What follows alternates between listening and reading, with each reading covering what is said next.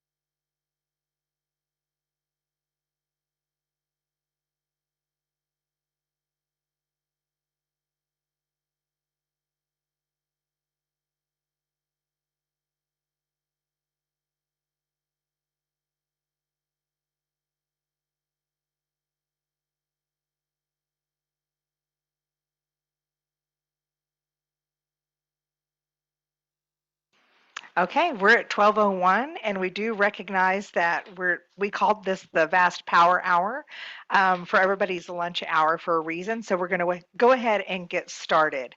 So I would like to welcome everybody. Heshje Ishtango. Hello, how are you? My name is Renee Stapp. I am the Center Director for the Victim Assistance to Support Tribes with the National Center for Victims of Crime. And we are so excited today to bring you our part 2 series of 3 with Professor Casey Ross. And like we do with most meetings in Indian country, I'm going to do an opening prayer. So if you'll join me.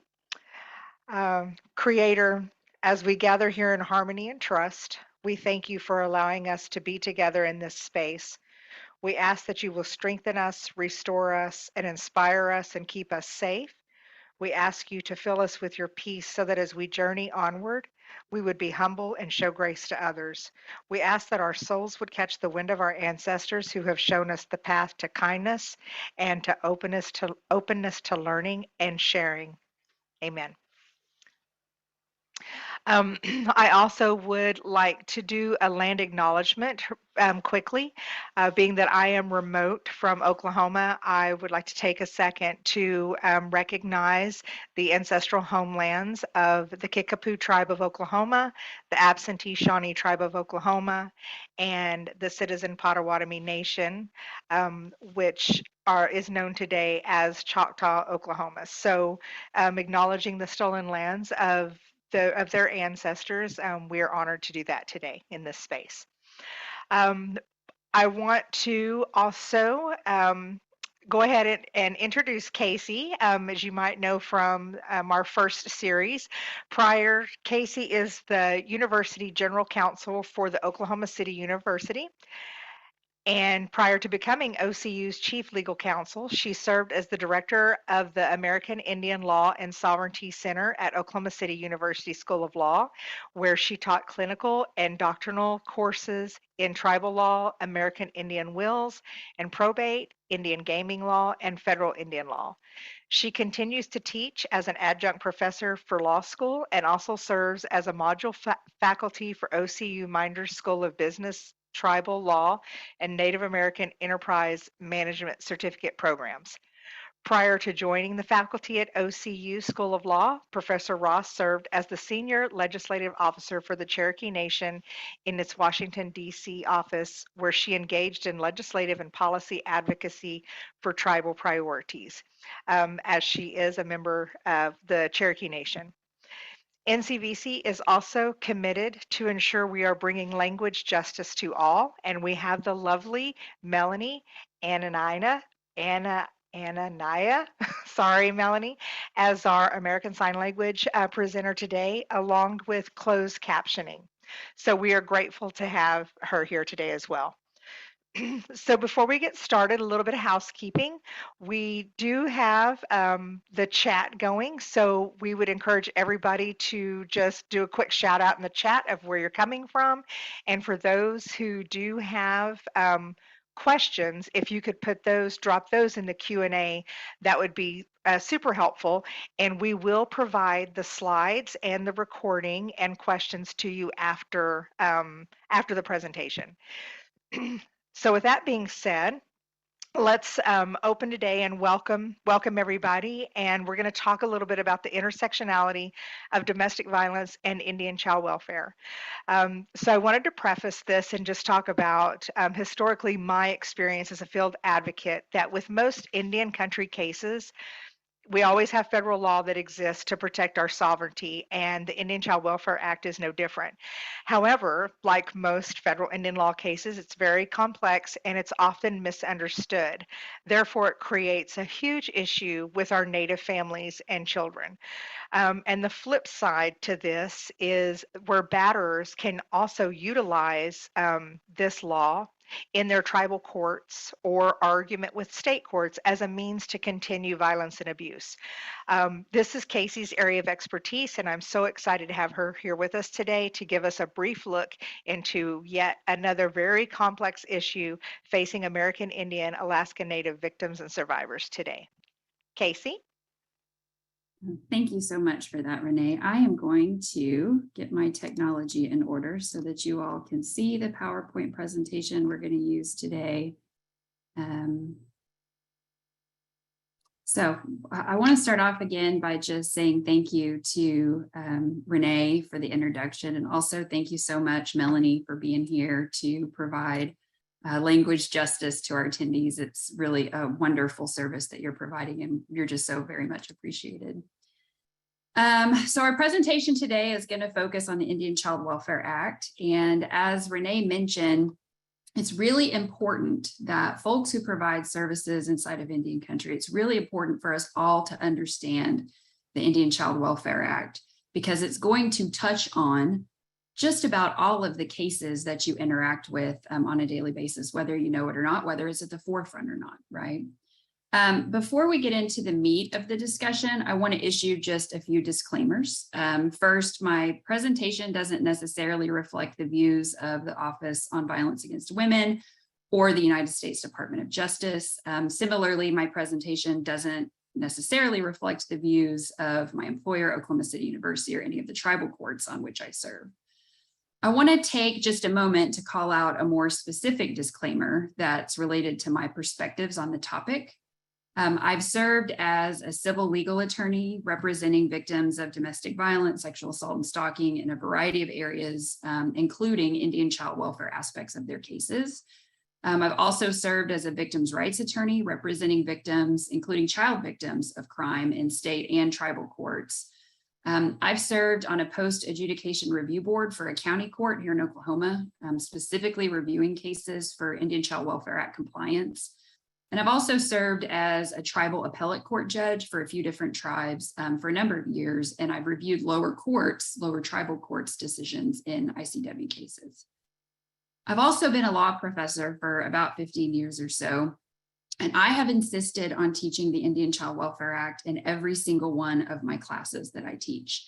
As Renee mentioned, I teach Indian gaming law. There's a segment of my class that focuses on ICWA. And a lot of folks would say, well, how on earth does ICWA interact with the Indian gaming legal landscape? I've also similarly insisted on teaching ICWA when I teach American Indian wills, right? My perspective is it's just one of the most fundamental and important aspects of the body of federal Indian law. So I want to make sure that people, particularly students who are coming through the law school programs, I want to make sure that they understand ICWA and what it is and what it's not also, right? I'll take just a really quick moment to tell a story. When I was in law school, I took family law as a third-year law student. And when I first got my textbook, before the semester started, I flipped through it and I noticed it was the Oklahoma family law textbook. I noticed that the Indian Child Welfare Act was, I think, the last chapter in the book, right? Like the very last chapter. So I was very patient for 16 weeks of family law, sitting there as a law student, learning all about divorce and child custody and all the things you learn about in family law. And on the last day of class, the instructor finished the material and had never mentioned the Indian Child Welfare Act. So I raised my hand and I said, Professor, are we going to talk about the Indian Child Welfare Act here in this family law class? And she said, no, we're not going to talk about it. If you have questions about that, I recommend that you go talk to an Indian law professor. Okay. So as a future attorney who planned to practice in the state of Oklahoma, I was a little bit alarmed by that because while I hadn't had any exposure in a classroom to the Indian Child Welfare Act as a Native person myself, I knew it was like a big deal. So because of that experience that I had over 20 years ago in a law school classroom, I have not only taught the class, not only taught the subject in all my classes, but I've actually gone around and asked all the family law professors, hey, do you mind giving me a day on your syllabus so I could come in and teach your family law class something about the Indian Child Welfare Act? Just really want to make sure people are educated about it because it matters and it absolutely impacts the lives of families and the lives of tribal communities as well. So I give you that background on my perspective because I want to just point out and call out that my perspective comes through a different lens than probably the lens that a lot of you all look at this material through, right? I may be completely uninformed from the vantage point that your specific experiences provide you. So I want, my hope is for our time together that we can spend some time really collectively learning about the Indian Child Welfare Act so we can just be more impactful in the lives of victims. I'd like to thank VAST for inviting me to participate in this series. Again, I'm really excited to be here and just really appreciate the work that VAST is doing in this space. Let's go ahead and talk a little bit about the materials that I'd like to point you all to if you're interested in doing a deeper dive on this topic. Our conversation today is going to barely scratch the surface, right? When I teach the Indian Child Welfare Act in a law school class, I like to give, about 3 to 4 hours of classroom contact time to go over what I consider to be the basic nuts and bolts. We don't have that much time together today. In addition to thinking through materials that you might want to, look at as you educate yourself a little bit more on the Indian Child Welfare Act and the various aspects of the Indian Child Welfare Act, there are some places that are just obvious to start, right? Obviously, the act itself, reading the statute as a first step is a very good crash course in Indian Child Welfare Act law and policy. I'll also call out the 1979 guidelines.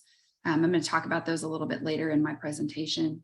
And also the updated Department of Interior interpretation on the topic from 2016. I'll also be visiting just a little bit towards the end of my presentation about a pending Supreme Court case. So I would always point you to the Supreme Court's website to keep up with the materials on pending cases. And also call out some national organizations that do a lot of work in the space, right? The National Indian Child Welfare Association has a great website. The National Congress of American Indians has quite a bit of resources on their website about Indian child welfare. So definitely there are a lot of places that you can go look to do a deeper dive into these topics.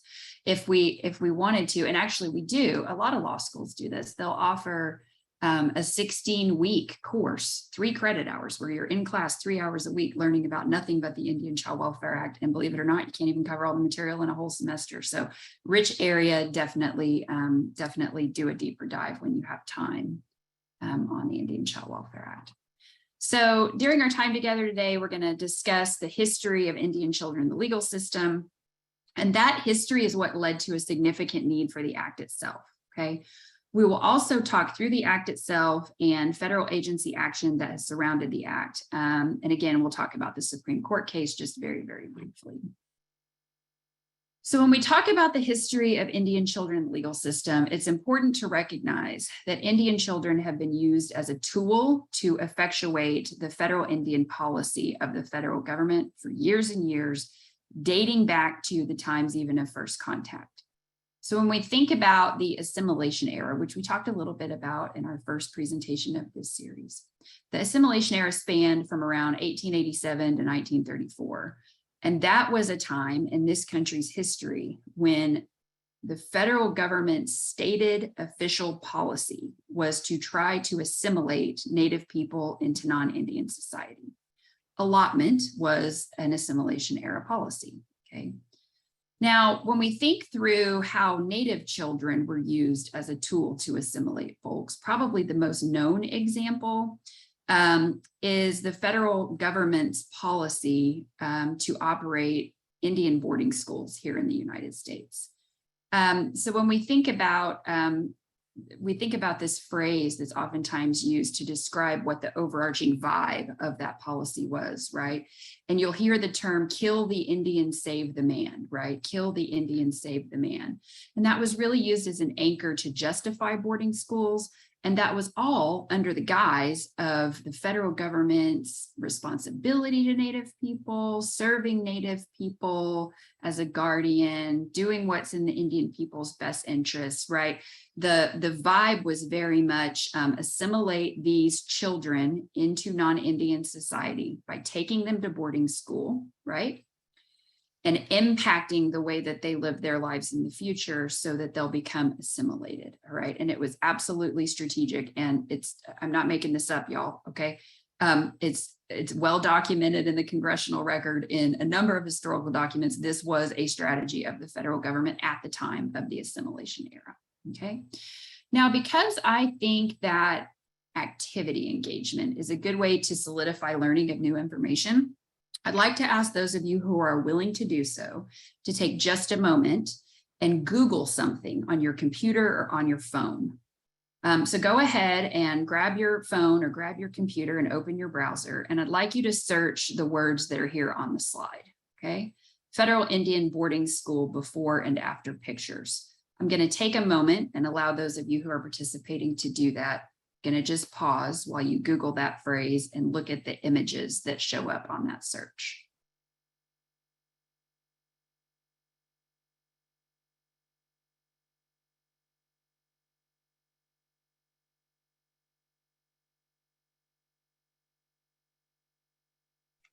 So those of you who have done the search, if you didn't have time to do it now, please do it after the presentation concludes. But those of you who are doing the search, seeing those photographs, it really gives you a sense of what boarding school did to Native children, okay? The way it was described to me by an elder once, the elder told me as follows. When children arrived, they were told that every single thing about them was wrong. The way they dressed was wrong. The way they groomed themselves was wrong. The way they wore their hair was wrong. The language they spoke was wrong. The religion they practiced was wrong. Their cultural beliefs were wrong. Foods they ate, the times of day that they ate, all wrong.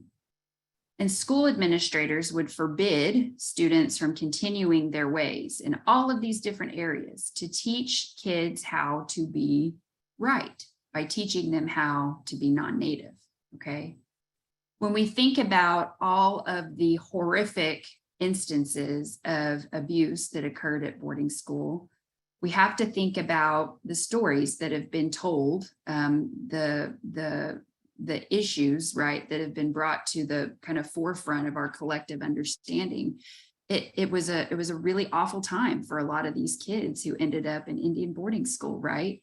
They were abused for speaking their language. They were punished for practicing their ceremonial practices. A lot of these kids suffered physical abuse, sexual abuse. So a really, really dark time in this country's history for it to be the stated policy of the federal government to assimilate people, to utilize boarding schools for that means, right?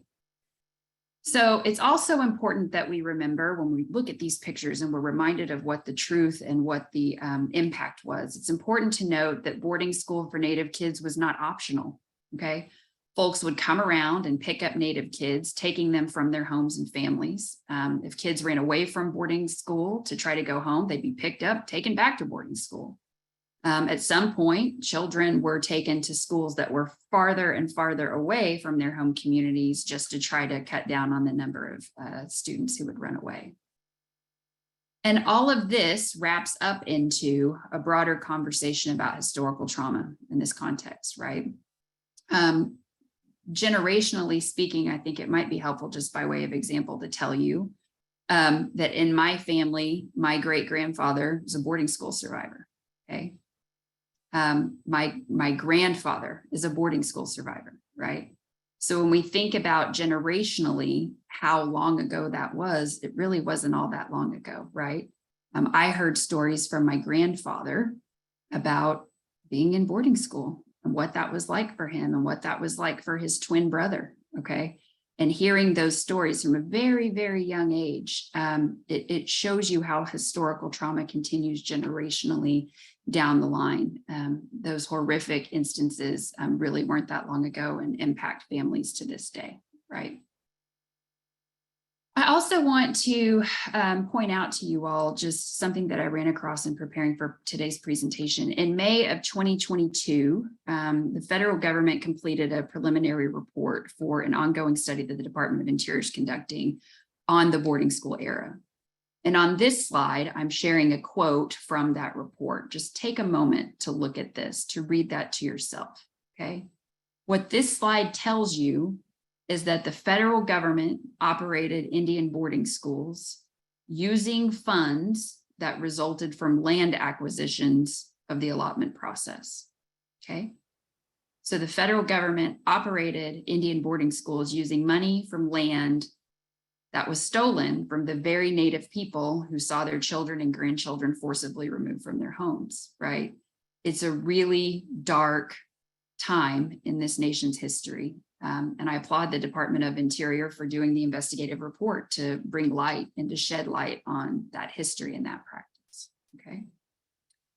Now, as we wrap up kind of our introduction to the need for the Indian Child Welfare Act, I want to just call out, in some instances, I've been presenting on this topic and I'll be asked something or told something like, you know, Native people really just need to get over it. It happened so long ago, right? But let's remind ourselves what the effective dates of the policy were, right? So although the assimilation era ended, it was still the practice to operate federally funded American Indian boarding schools well into the 1950s as a policy initiative. And even into the 1970s, boarding schools that were created under that assimilation model were still operating in many states. It was not that long ago, right? Again, my grandfather is a boarding school survivor. I heard his stories, I heard his fear. He gave me warnings, right? That at the time sounded extreme, but as an adult, I think back to what it must have been like for him as a child at boarding school. And I can kind of understand why he had those extreme views, right, that were shared with me as a little girl. So that trauma is handed down absolutely impacts people to this day. I also want to call out that the federal government's policy from the assimilation era had long-lasting impacts that still impact tribal communities today. Language loss, the loss of cultural knowledge, the loss of history, the loss of religious practices. These are all impacts of boarding school era and other harmful federal policies from that assimilation era. Okay. So when you pair the history with the systemic practices that continue even today, you start to get a sense of why Congress saw fit to pass the Indian Child Welfare Act in 1978, right? So even after the boarding school era was closed down, Native children continued to be removed from their homes by state agencies and placed in foster care or adoptive placements with non-Native placements, right? The overrepresentation of Native children in the system continues to this day, and ICWA was designed to curb the effects of removal. It was happening at such a high and alarming rate before the act was passed. Let's go ahead and start looking at the act itself for some of the reasons Congress says ICWA is necessary, right? Understand that passage of this act was a result of years and years of advocacy by tribal leaders and tribal organizations who were educating Congress on the history and its continued impact on Native families. The next couple of slides here just include language that's taken directly from the act itself. Here on this slide, we see Congress stating that the federal government acting through Congress has plenary authority over Indian affairs. And there's this recognition that Congress has a responsibility for protecting and preserving Indian tribes. On this slide, we see, while Congress was doing its work to write the act, there were several studies that were done to inform the work of the drafters.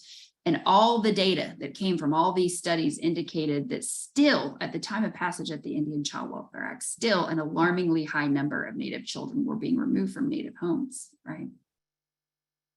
Congress also recognized that states had often failed to understand tribes and to understand Native people. And Congress said, for all these reasons, the Indian Child Welfare Act is necessary.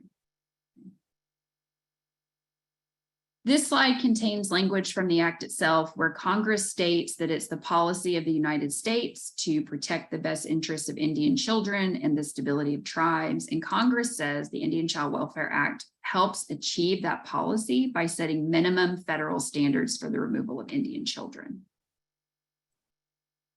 Let's dive just a little bit deeper into the basics of the Indian Child Welfare Act.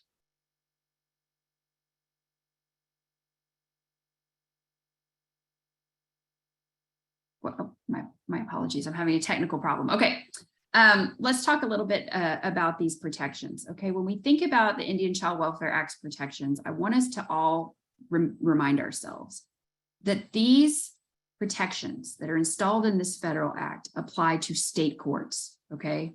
These protections are intended to apply to state courts to make sure when there's an Indian child involved in a proceeding in a state court, that protections are in place to protect that Indian child, okay? The Indian Child Welfare Act is only going to apply in a tribal court if the tribe has adopted the Indian Child Welfare Act through its own lawmaking process as a matter of tribal law, right? So for my lawyer friends who are on here, you're not going to go into tribal court and utilize the federal Indian Child Welfare Act unless the tribe has adopted that act itself through its own lawmaking process, okay? The act itself sets forth the types of cases that ICWA applies to, and I want us to spend just a moment reminding ourselves of what that looks like, okay? The Indian Child Welfare Act applies to these 4 types of cases: foster care placements, termination of parental rights, pre-adoptive placements, and adoptive placements, okay? Those are the 4 types of cases where ICWA applies. If it's anything outside of that, ICWA's not going to apply. I want you to note divorce actions, custody actions between biological parents where paternity has been established for dad. It's not on the list, okay? ICWA is not going to apply in those instances. Divorce, custody between bio parents where paternity is established. If you're in doubt as to whether the Indian Child Welfare Act applies to a particular case, the Department of Interior's new updated implementation guidance and regulations, which we're going to talk about here in just a bit, those provide some additional detail on how to assess whether ICWA applies in a specific case, and I would point you to that. Good rule of thumb is there a third party trying to exercise custody over a child? If so, will the children be returned to the parents on demand? Okay, the children won't be returned on demand. You got yourself an ICWA case. Let's also spend a little bit of time talking through this fundamental determination in an ICWA proceeding. You've got to determine whether the child who's involved in the proceeding is an Indian child as defined by the federal statute. Now, this can become extremely complex. And the reason it can be complex is because expectations that folks have don't necessarily line up with the legal status and the membership status of individual children. When we think about who is an Indian child for purposes of the Indian Child Welfare Act, we should absolutely be consulting the statute, right? Because what the statute does is it provides a definition for the term Indian child, and it tells us under the act, a child is considered an Indian child if the child's a member or is eligible for membership in a tribe and is the biological child of a member of the tribe, right? So that's really the legal standard that we need to be applying in this instance to make a determination whether a child meets that definition or not, okay? I want us to also remember that tribes are the ones who get to determine their own membership criteria. Some tribes will say you're only a member of our tribe if you're enrolled in our tribe, right? Some tribes will allow folks who are descendants but not members to be considered members of the tribe. And then some tribes will just say any children who live inside of our territory are Indian children for purposes of that act. It's going to depend on the law of the tribe within which the child is found. Let's also keep in mind that when we talk about determining whether a child's an Indian child or not, screening becomes extremely important, right? Just asking one question is not enough, okay? Just saying, hey, Is that child a member of a tribe? That's not enough. That's not enough of a screen, right, to do the deep dive that you need to do to make for sure, right, whether the Indian Child Welfare Act is going to apply to this particular child or not, right? You can't always tell by looking. I've got a number of stories for this bullet point. I'm happy to share those during the Q&A portion if we have some time for that.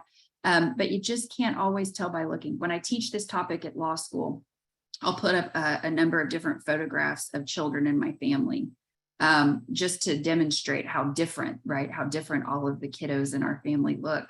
And it's really surprising to some folks when they see, certain children in our family who maybe wouldn't look like a Native person to some folks, but who nonetheless are members or citizens of a tribe. So it's really important from a screening perspective that you keep in mind. You just can't always tell by looking. When we think about questions that you might ask beyond just, hey, are you a member of a tribe or not, right? These questions that are on this slide and the next slide can be really helpful, right? If you think in terms of asking deeper and deeper questions to get to the answer, these are some good places to start, right? Are you a member of a tribe? Are either of your parents? Do you have a tribal membership card? Do you have a CDIB card, Certificate Degree of Indian Blood card? Who are your folks? Where do they live? Where were you born? Where'd you grow up? Who raised you? Where's your grandparents' house? Do you live on or near a tribal reservation or a tribal community? Any of your families live that way, right? Again, more questions. Who are your folks? Do you live in Native housing? Do any of your family members live in Native housing? Have you ever used any kind of Indian health service or tribal clinic for healthcare? Have you ever received anything through Johnson O'Malley or any education funds specifically set aside for American Indian students, right? Do you participate in cultural activities? These are screening questions that can help answer the question, is this a Native child or not, for purposes of a determination under the Indian Child Welfare Act. So again, just some recommendations of a deeper dive to do as you're making those types of inquiries. Now, we're going to spend some time talking through what I call the Indian Child Welfare Act's 5 big ticket items. Now, I refer to these provisions when I teach this topic, because I believe if you master these concepts, you're going to know more than most people know about the Indian Child Welfare Act, but it will pull you back into the other provisions of the statute that are necessary for purposes of providing effective representation.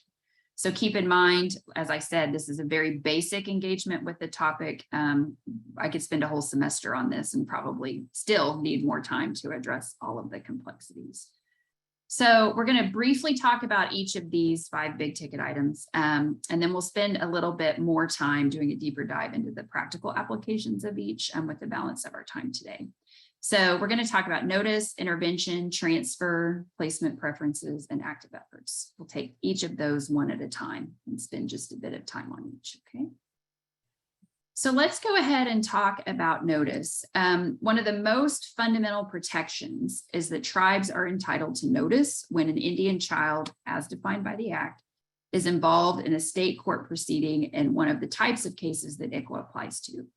Notice requirements have been strengthened through the Department of Interior's new regulations, which set forth exactly how to notify a tribe to be in compliance with the Act. Now, when I give this presentation to attorneys, I get a lot of what if questions on whether, when, and how to notify tribes. Without spending the rest of our time trying to answer all the what ifs, I'll just say, look to that federal statute, look to any state statute that might exist in your state, and also look at the Department of Interior's implementation guidance and regulations. If you're still in doubt, I say err on the side of notifying any tribe where you have reason to believe that the child may be eligible for membership. It's always better to notify when you didn't need to than to fail to notify, right? Now, I recognize that that's easy for me to say, not being the person who has to open up all the mail, but I always say err on the side of notification because those notice requirements are fundamental to the Indian Child Welfare Act, okay? The second item that we'll talk a little bit about is the right to intervene. Sorry, I'm having a little technical issue, okay. We'll talk about the right to intervene. So the Act states that tribes have the right to intervene at any point in the ICWA proceeding, okay? When we talk about intervention, it actually means that the intervener becomes a party to the case. And parties are entitled to know about the case. They're entitled to receive copies of all the pleadings that are filed in that case. They're entitled to notice of any hearings that are going to take place as it relates to that case. And once a tribe's intervened, the tribe's a party and has the right to all of those materials and information about how the case is progressing. Okay. The next item, very quickly, we're just going to talk about is transfer. I want to break this down as quickly as possible. Okay. If an Indian child lives inside of Indian country, okay, that tribe's tribal court's going to have exclusive jurisdiction over a case, right? We're talking about the types of cases ICWA applies to. The child's living inside of Indian country, tribal court has exclusive jurisdiction. So what happens if the Indian child lives outside of Indian country, right? That's where transfer comes in, okay? So the Act tells us that when a state court is dealing with a foster care placement or a termination of parental rights case, if an Indian child is involved, either parent, the native person who has custody of the child, or the tribe can petition the state court to transfer the case to tribal court. And the Act tells us, unless there's a good cause reason not to transfer that case, the state court should transfer the case. Keep in mind, the tribal court can decline to accept the case, and in that event, that case would stay in state court. So transfer gives the opportunity for a case to be transferred out of state court and into tribal court, okay? The next item that we're going to talk through, this is really the kind of fundamental protections that are included in the Act, and these relate to placement preferences, okay?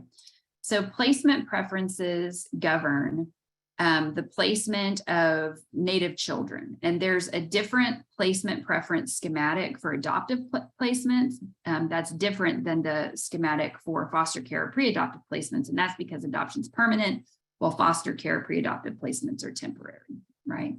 Now, before we look at these placement preference lists, I want to anchor to some additional language in the Act. Because when we think about familiar relationships in tribal communities, it's important to understand that familiar relationships look different inside of Indian country than to many non-native cultures. So the Act tells us that when we think about extended family for purposes of placement of a child, we need to use the tribe's definition, law, or custom. We can't point to any definition, law, or custom. The Act itself defines what extended family should mean for purposes of the Indian Child Welfare Act. And that's right here on this slide, right?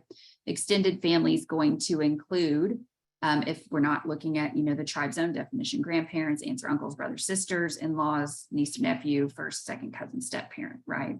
Again, it's Congress's recognition that things inside of Indian country look different than they might look outside of Indian country. And there needs to be an understanding of those cultural values and familial values and expectations.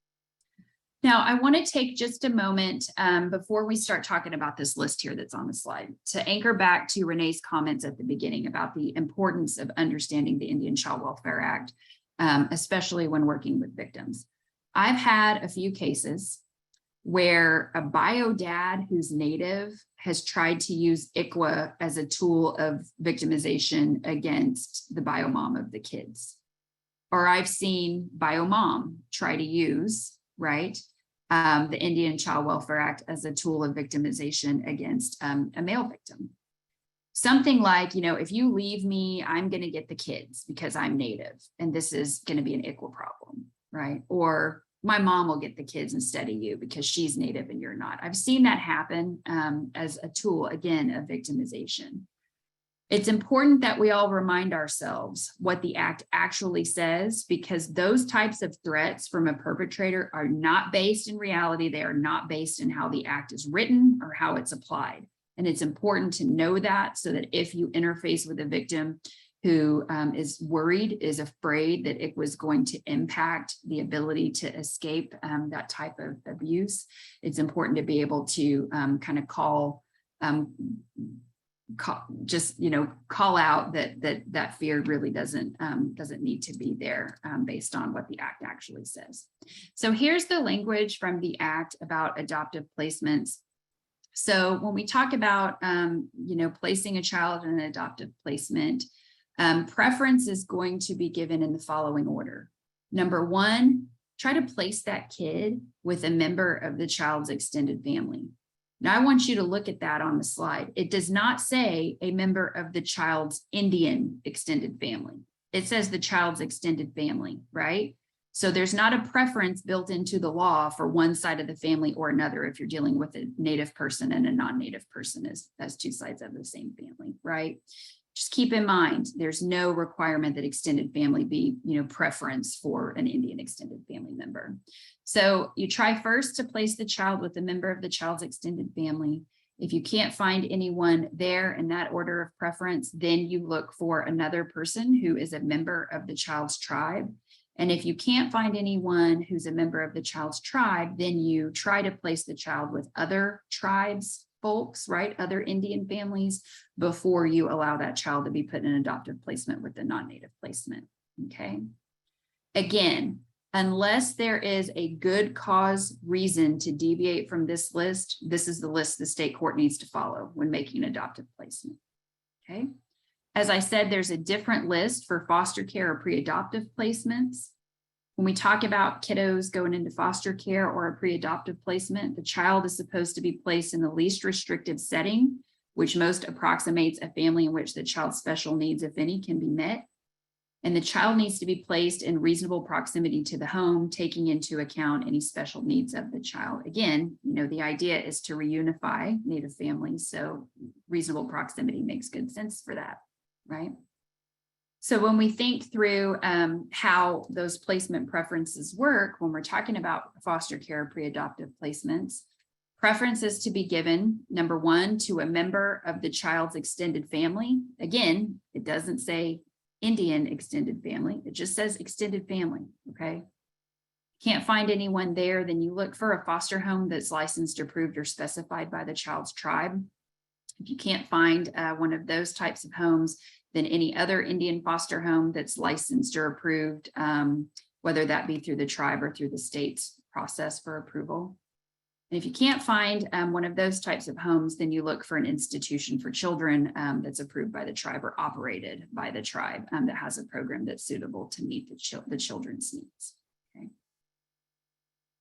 So when Congress passed the Indian Child Welfare Act, Congress recognized that sometimes these preference lists would not reflect the cultural values of a tribe. So Congress installed an option for tribes to change the preference list based on their own familial and cultural structures, right? So when we think in terms of looking for placement preferences, we're going to be using the federal act unless the tribe has set up a different list or order of placement preferences pursuant to tribal law under this provision. The act also tells us that when appropriate, the preference of the child or the parent should be considered, and anonymity should also be weighed in those instances.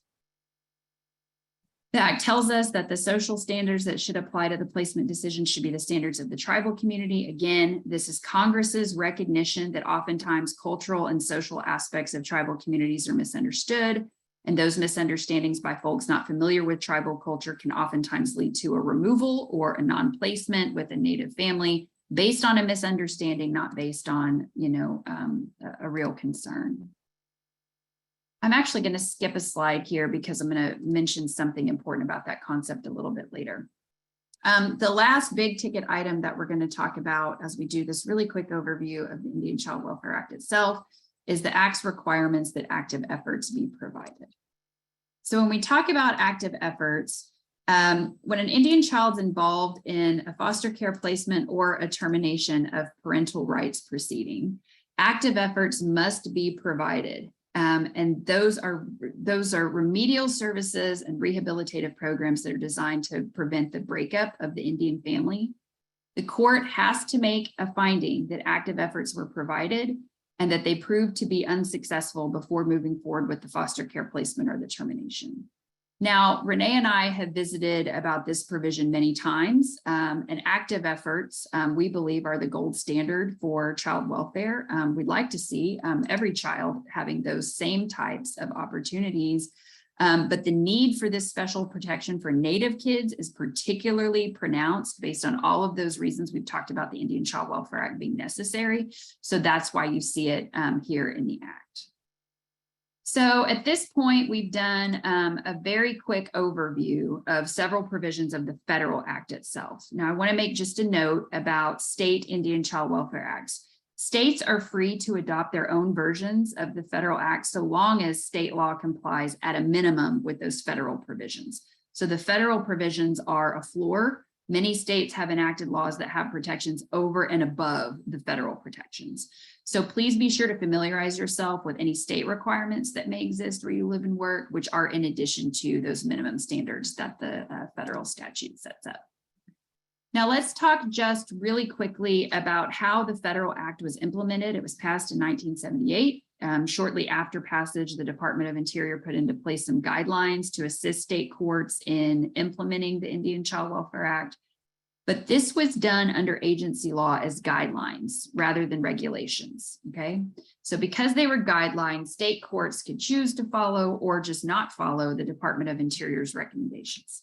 So from 1979, when these guidelines were distributed, until around 2015, when the department started to do its work to strengthen agency work, the Department of Interior's work towards ICWA implementation, during all that time, we just saw all these cases from state courts that seemed really outside the lanes of what the Indian Child Welfare Act statute was trying to accomplish. So a couple of notes about this, okay? ICWA applies to all state courts. That's 50 states. Within each state, there are smaller divisions of government. For example, here in Oklahoma, where I'm sitting right now, we've got 77 counties, right? So that's 77 counties in one state. Each of those counties has its own personality, we'll say. Within counties, there are oftentimes multiple judges. So I've seen one county court judge handle an ICWA case one way, while her colleague right down the hall in the same county, in the same courthouse, handles that case a totally different way. And this has been going on all over the country, and it's resulted in ICWA litigation that was kind of all over the map, geographically and philosophically. So in 2016, the Department of Interior distributed updated implementation guidance for the Indian Child Welfare Act. And this time, many of the provisions are regulations, okay? So instead of just being guidance, a lot of these provisions are regulations. So this means that state courts will be bound to follow the Department of Interior's interpretation in specific areas. We're going to spend, this is going to be pretty quick. We're going to spend a little bit of time talking through some of the most highly litigated areas where hopefully the new Department of Interior implementation document helps clarify how ICWA cases should be handled by state courts, okay? So the first item we're going to talk through is that conversation we were having a few slides back about screening, right? Screening for the status of Indian children. We saw examples from state courts where the state agency simply had not properly screened a case and determined without sufficient evidence that a child was not a native child. Sometimes the agency was waiting way too long to even begin the screening process, not even asking any questions to start off with, right? So the new Department of Interior interpretation requires that state courts ask whether the child is an Indian. And it's really clear how, this screening should be conducted. It needs to be done at the beginning of a proceeding on the record. And the court needs to inform people, hey, if you come into knowledge of new information, bring it on, bring it over here so we can consider it. Again, just making sure that tribes are getting notice in compliance with the act. Right? If a state court has reason to know, and the new regulations actually tell us when someone would have reason to know, that a child, an Indian child, the court has to engage in due diligence to try to confirm or verify the Indian status of the child. The new interpretation tells state courts to treat the child as if it's an Indian, as if he or she is an Indian child until it's determined that that child is not a native child. Okay, so really helpful clarifications from the new Department of Interior implementation document that will tamp down on some of the issues that we've seen coming out of state courts over the last several years. Now, another problem relates to the types of state court cases where ICWA applies. Remember, the Act tells us there are 4 types of cases where the Indian Child Welfare Act applies, but state courts were often misapplying statute and determining for one reason or another that ICWA didn't apply when it should have. The best example I can give is a judicially created exception to ICWA called the existing Indian family exception. State courts were using this exception, which, by the way, is not included in the statute. There's no basis for it in any guidelines, right? And this exception, which was judicially created, basically said this: if the child or the child's family, if those folks aren't involved or engaged or close to the tribe, we don't think ICWA should apply, right? There's no basis for this in law. This exception was very dangerous because state courts were determining things about Native people without having any, legal authority to do that. So the new Department of Interior implementation document clarifies that certain things should not be considered in determining whether the Indian Child Welfare Act applies in a particular case. So these factors should not be considered, right? The parent or child's participation in tribal, cultural, social, religious, or political activities, the relationship between the Indian child and his or her parents, whether that Indian parent had ever had custody of the child or not, the child's blood quantum. These are things the Department of Interior says, hey, state courts, don't look at these things. These shouldn't impact whether ICWA applies or not. ICWA applies if ICWA applies in accordance with the statute. Don't make these existing Indian family exception arguments because they're not appropriate according to the new guidance, right? Another problem that we saw with the original guidelines from the Department of Interior really relates to removal of Indian children and expert testimony. So a provision of the Indian Child Welfare Act requires in foster care and termination of parental rights proceedings that a qualified expert witness provide testimony that the continued custody of the child by the parent is likely to result in serious emotional or physical damage to a child. But the act didn't really call out any specific, qualifications a qualified expert witness needed to have. And it just started to turn into one of those weird things where like a person would be deemed qualified as an expert even when they didn't have any expertise to speak of, right? I watched My Cousin Vinny last night, so I'm thinking about voir diring someone.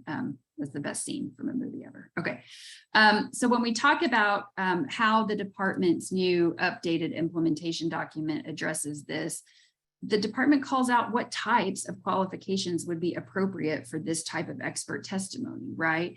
We want someone who has some expertise in culture and customs of the child's tribe. Keep in mind, the tribe can identify experts and say, hey, that person is someone we believe should be designated as a qualified expert witness to talk about our tribe's culture. The tribe, the BIA can help with finding an expert witness. And the guidelines, the new implementation document tells us that the social worker who's regularly assigned to the child cannot serve as an expert. Okay, it's a conflict. We need to get an additional person in there with some additional perspective. We talked a little bit about notice as one of our 5 big ticket items in the Indian Child Welfare Act. As you could imagine, like I told you, there were just lots of what ifs and how do we do this and how do we do that when it came to how do we give notice to a particular tribe that one of their children may be involved in a state court proceeding. I'll tell you that the new implementation document really tries to clarify how notice is to be given. When I look at all of these bullet points on this slide, I'm reminded that there's a story that illustrates why each of these bullet points was necessary, right? Because of those when, why, where, how kinds of questions that we get when we talk about notice. But just know that the new implementation document really puts forth the best practices for providing notice. Another problem that I want to just touch on really quickly was that transfer provision that we talked about.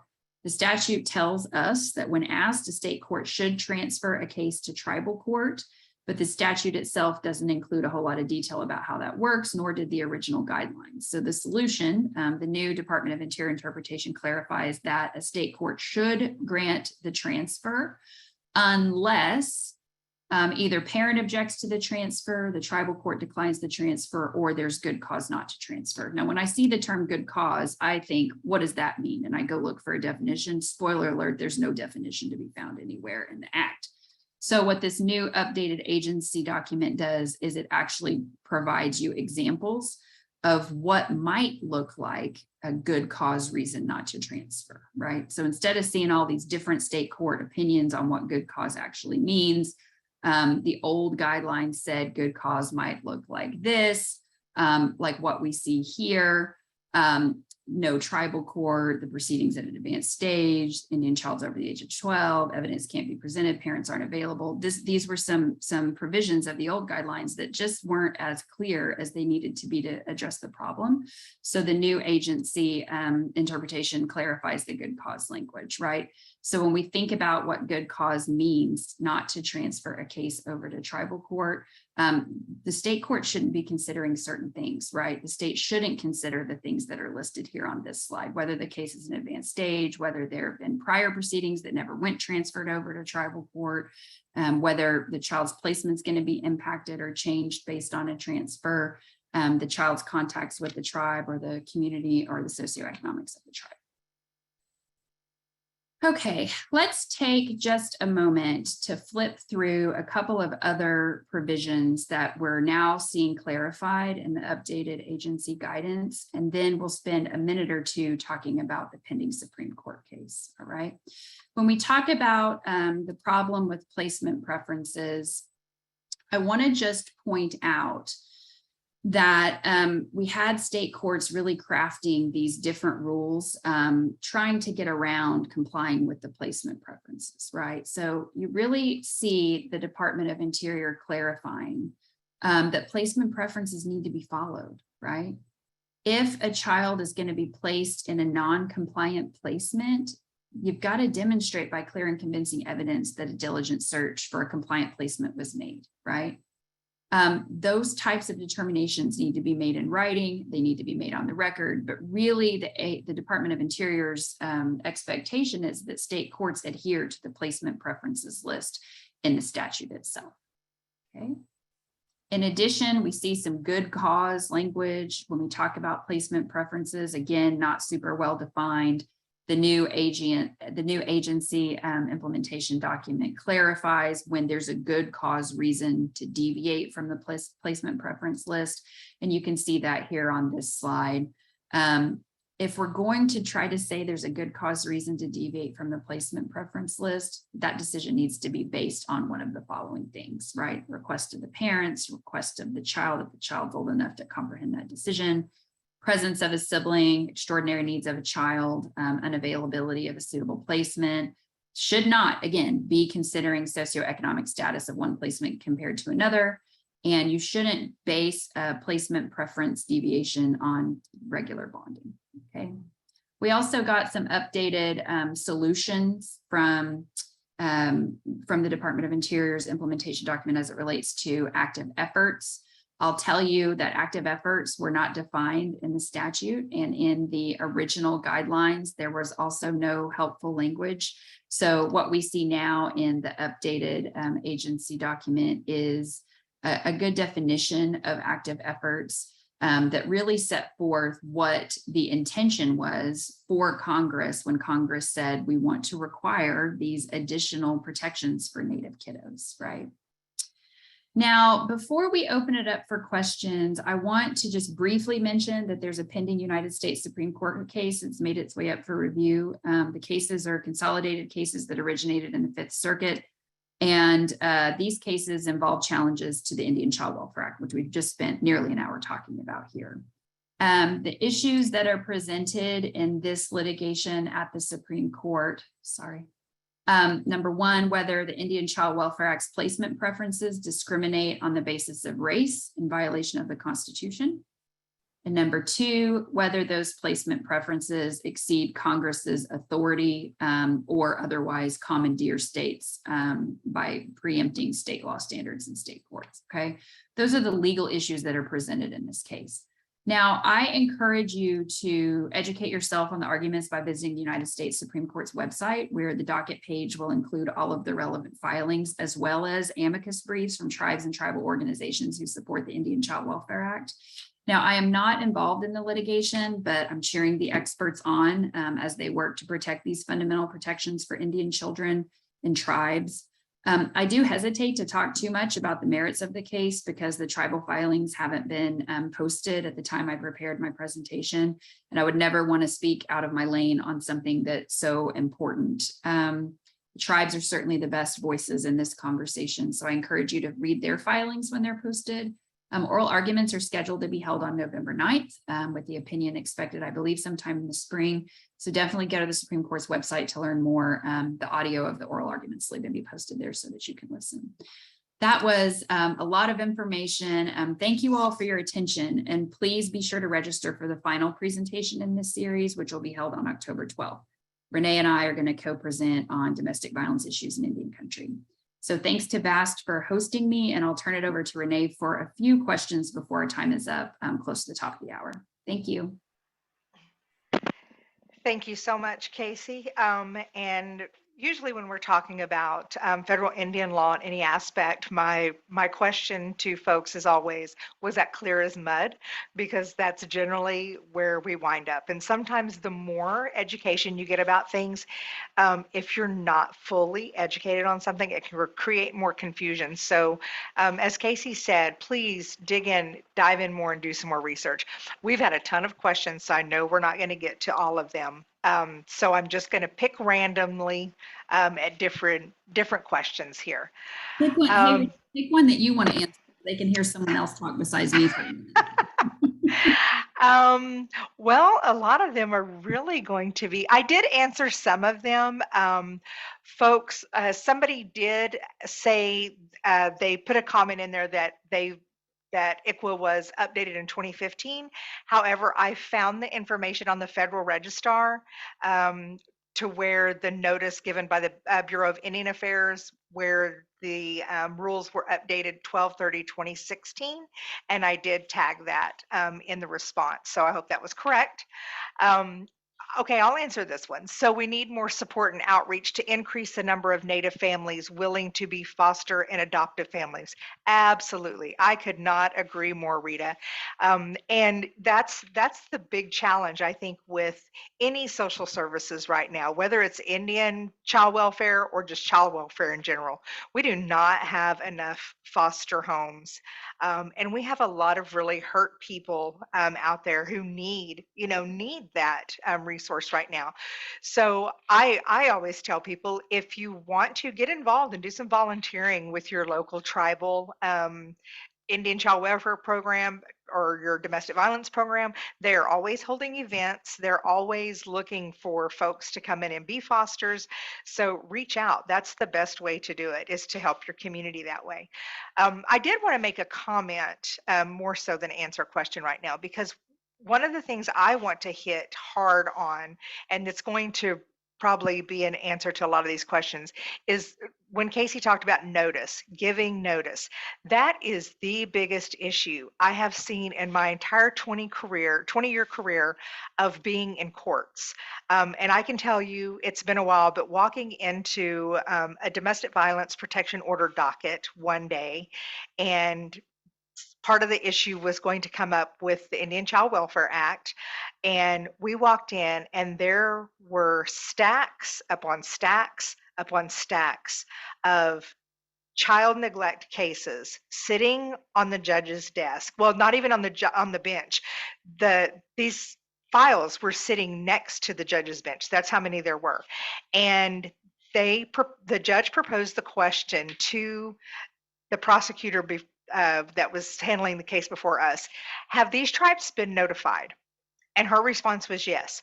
Well, being the advocate that I am, once our protection order hearing was over, which was granted, I asked her, how do you know these tribes were contacted? And she said, well, because it says in here, did you contact the tribe? And I said, okay, do you know how they contacted them? She said, no. And I said, was it written notice, certified mail? She said, no. There's nothing in here. I said, then how can you guarantee there was notice? And I'm not kidding you. This had to be at least 100 case files sitting there. So in my mind, if that was one day in court and that was 100 case files of Indian child welfare alleged cases, there was no notice to the tribes, then how can we be sure? And why were we proceeding in court with these cases? And the thing that leads to me as an advocate was, I wonder how many of those cases were domestic violence related, and this was a method utilized by a perpetrator to keep children, to use this as a tactic, as they do, using children as it is in the power and control will. That's where my mind went to. And even if you just went 50% of those, half of those, a quarter of those, I mean, it was just a great example. And I love to tell that story just to show that I've seen it firsthand, how it's not handled appropriately. And I've seen the same thing in other states, in North Dakota and South Dakota. And each state, each tribe does it differently. And I think, when you look at all of these questions, the next question, Casey, would be, would extended family include clanship? Sure. Let me anchor back to your notice conversation. Okay.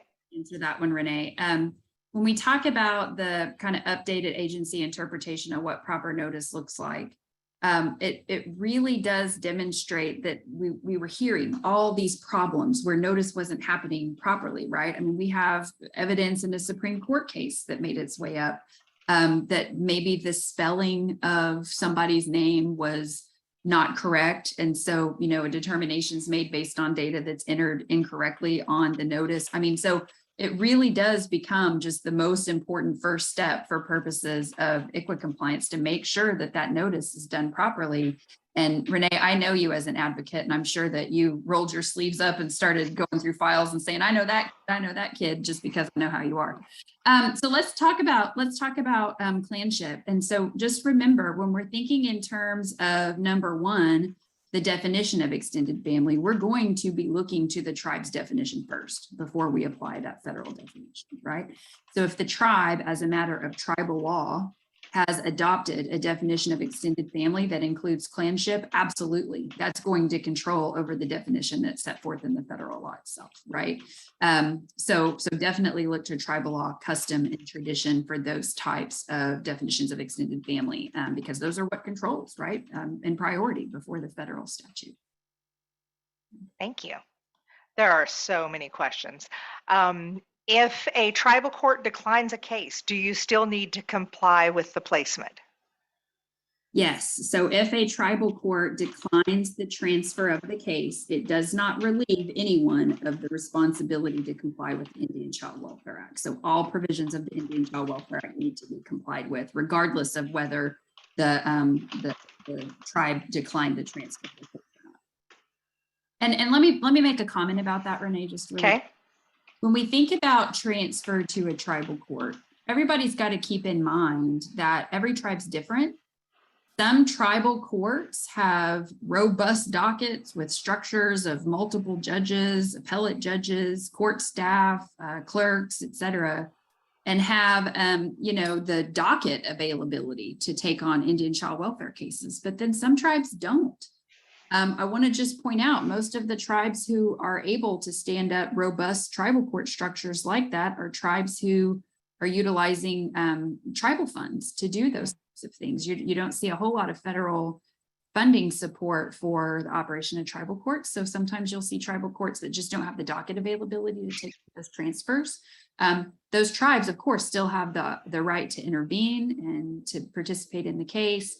And the declination by the tribal court shouldn't impact compliance with ICWA otherwise. And I just want to give a quick shout out, because I will say, I've worked, all across Indian country, across the United States, and I have seen different tribes, based off their resources and what they have, and plus what laws are in, tribal laws are in place, but also what state laws are in place, because that also impacts, how relationships and everything else.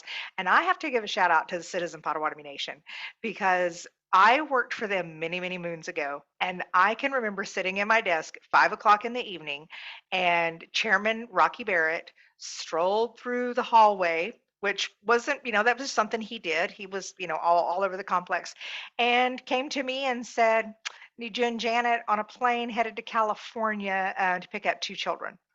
And he didn't mean tomorrow or in a couple of days. He meant call an airline, book a flight, go get our kids.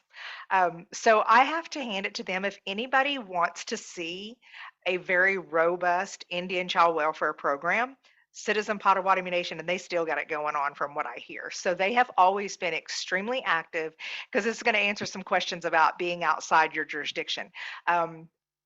So it didn't matter where their kids were, they went to get them. Once they were notified that there were children in state custody, Chairman Barrett allocated resources and made sure that advocates were available 24/7 to load up and go pick up children. And we did that on a regular basis all across the country. That does not happen everywhere. I've worked with some tribes that don't have those resources. So it would be limited to whatever the tribal jurisdiction was. Like if it was a car ride, maybe even a day car ride to pick up children, that may be possible. But sometimes if you only had one child welfare worker, that wasn't always possible either. So the tribes oftentimes would opt in to not transfer the case, but they would, submit a court order from a judge saying, we want to be involved. So it really varies from tribe to tribe how these cases are handled. So that's going to answer several questions on the jurisdiction part. But there was, I might go add ahead. to this really quickly. So for a lot of tribes, particularly here in the state of Oklahoma, they may not request a transfer to tribal court for any number of reasons, but you'll see Indian child welfare workers from tribal communities taking themselves into whatever county here in the state a child is present in and participating in the litigation on behalf of the tribe, right? So ICW workers will oftentimes find themselves in any county here in the state or even in surrounding states, right? To make sure that the tribe's voice is heard in these cases. And those relationships become extremely important for tribal ICW workers and then state agency folks and court staff. It just becomes really important. I see a note about a contact list, and it goes back to the notice thing, so I don't want to lose it before I forget it. Right. When we think about the notice requirements of the Indian Child Welfare Act, I will tell you that the Department of Interior Bureau of Indian Affairs publishes, I believe on an annual basis, a list of the Indian child welfare contacts at each of the federally recognized tribes in the United States to make sure that practitioners have the ability to provide notice to tribes in compliance with the Indian Child Welfare Act.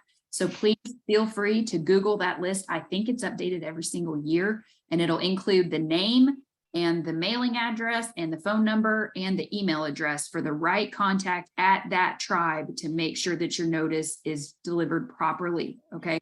Because what we were seeing was there would be an envelope that just said Choctaw Nation, P.O. Box XYZ, right?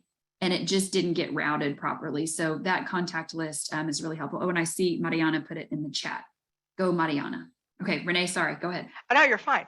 We've got time for one more, and don't forget that we will send these, we'll send the rest that didn't get answered live. We'll send those to Casey. She'll answer them, and we'll send those out after the webinar.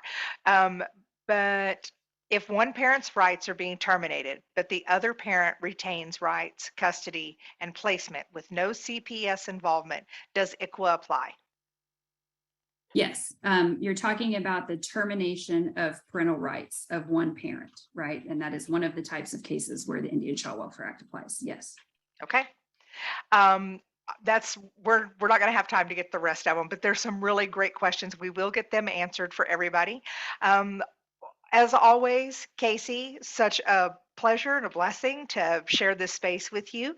And again, another shout out to Melanie. Thank you so much for helping us bring language justice to everybody. Our amazing staff at NCVC, Mariana and Cameron. Again, this would not be doable without you. And please note that there will be the survey to do the evaluation when this closes. And just a note, everything will be sent out to everybody. In about a week or so. Give us some time. We're running on Indian time. Okay. So Mado, Wado, and thank you to everybody for allowing us to take up time today. We appreciate you. We'll see you for part 3.